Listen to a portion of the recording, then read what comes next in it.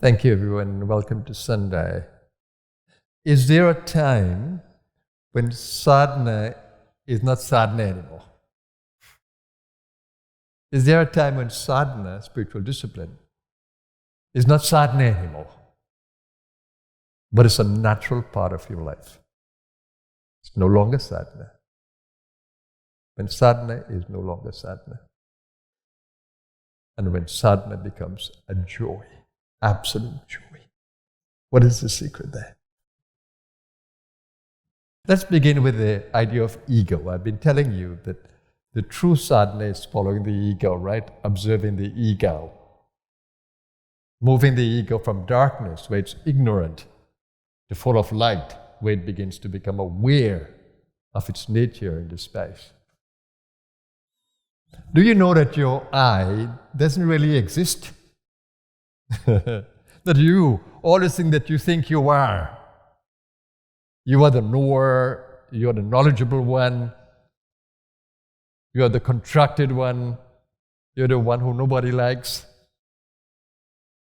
you're the one with your back against the wall. Do you know that that I is an illusion only, and it doesn't exist? I call it a phantom. It only seems to exist, but it doesn't exist. Well, if the I doesn't exist, what exists? Because we know that we have a consciousness of self. If this I doesn't exist, this ego doesn't exist, then what exists? What is the result of this feeling of I that I have inside me? This I and mine. This feeling of possessiveness, of individuality. Then what is this? What is this feeling? Where is it coming from? This notion, this idea. Where is it coming from? The divine, of course. It is the divine that is in me, and it is the divine that portrays as an ego. Only the divine exists.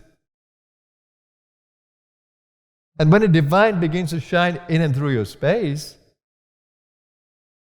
then you begin to feel that you don't exist. But the divine exists. Why do you think I say in my prayer? I pray to be aligned to divine will through the human experience. Why do you think I say that? Because then it brings me into awareness that I doesn't exist, only divine will exist, only divine exists. And when you have that consciousness, you see the divine in the whole play. It is the divine in the enemy, so-called enemy, the divine in the friend, the divine in the plant, the divine in the animal, the divine in the wife, in the husband, in the child. It's only the divine.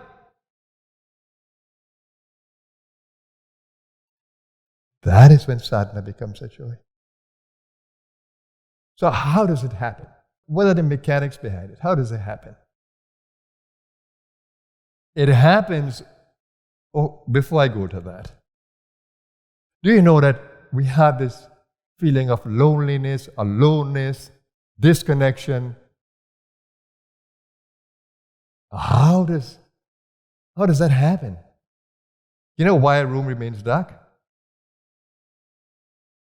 Darkness doesn't exist really. Do you know why the room looks dark? Because there is no light. When you turn on the lights in the room, where's the darkness? It never existed. Darkness is the absence of light. Ignorance is the absence of truth.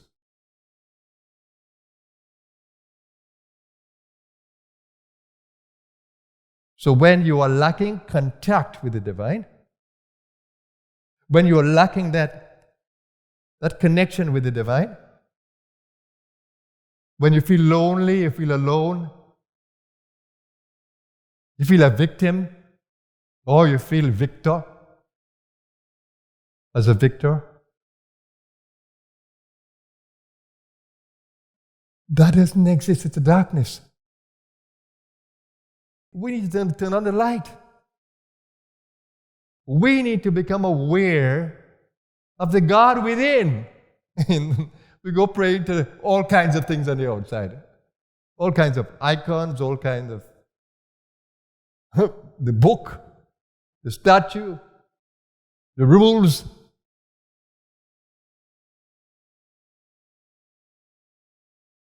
That is not who the divine is, or what the divine is. The divine is a power that moves your being, that moves your mind, that is behind your mind, that inspires your thoughts, your feelings, your actions. The divine is there. Without electricity, a fan cannot work. All the electrical appliances cannot work. The electricity is what makes it work, not the hardware.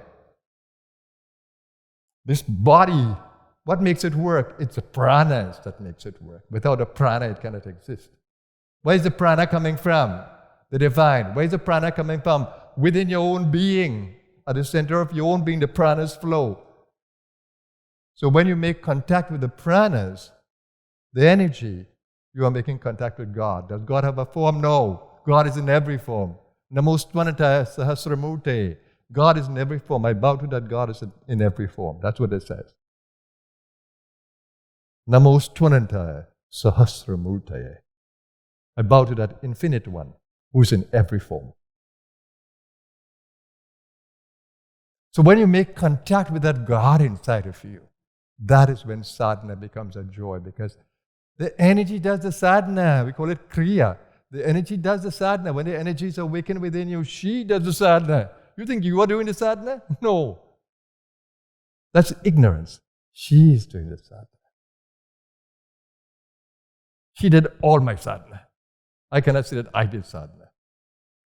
I just connected with her inside and allow her to speak, allow her to open up my love channel, allow her to energize my body. That's what I do every day. When I sit for meditation here, I allow her to energize every part of me. She's a doer. I'm simply an instrument.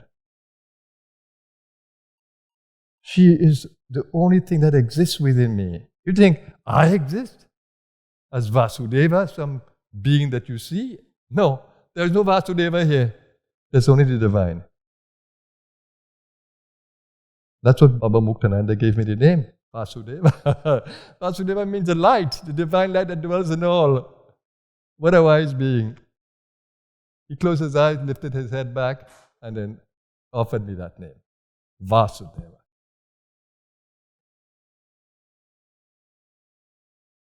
That's how I feel. Only the divine exists within me. So when you make contact with the divine, sadhana becomes an absolute joy. Energy work in the consciousness becomes an absolute joy. Channeling pranas through the body and into the space becomes absolute joy. We need to make contact with the God. Pray until you can make contact. Meditate until you can make contact. Open the heart until you can make contact. Sing until you can make contact. Do everything until you can make contact. But making contact is important. Make the contact. Make the contact. That is where sadhana becomes a joy. That's when sadhana doesn't become sadhana anymore. God does the sadhana for you. The divine Shakti does the sadhana for you. The divine energy. Wouldn't you like that? And that's why the pure-hearted Guru is important. The Guru who was lifted to that state, and there are always Gurus in the world in that state, of the zone, of transcendence, of beyond the ego. We chant it in the Guru Gita, Bhavatitam Trigunarhetam. The Guru is beyond the gunas and the mental conditioning. The Guru makes it possible. I went to India totally frustrated, depressed.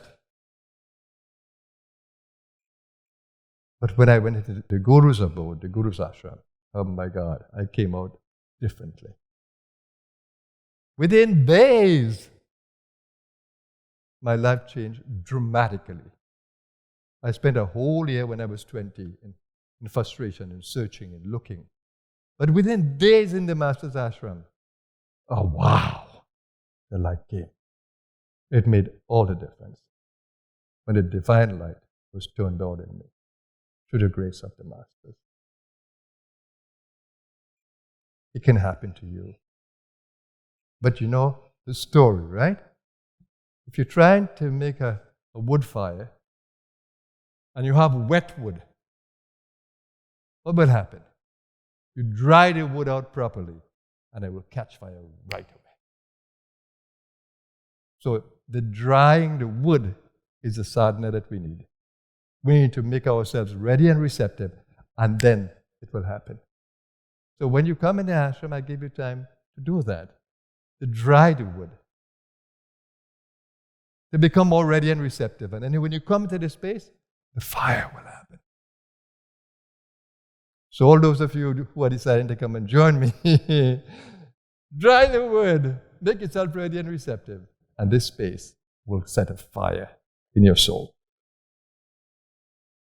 It will set a fire in your soul and will take you further along the evolutionary journey of the chakras.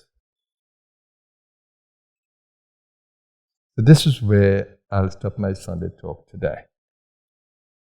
Make contact with the divine. It's absolutely essential. And every day you spend in this space to do that is worth everything you could think about. Have a blessed day, everyone. Namaskar.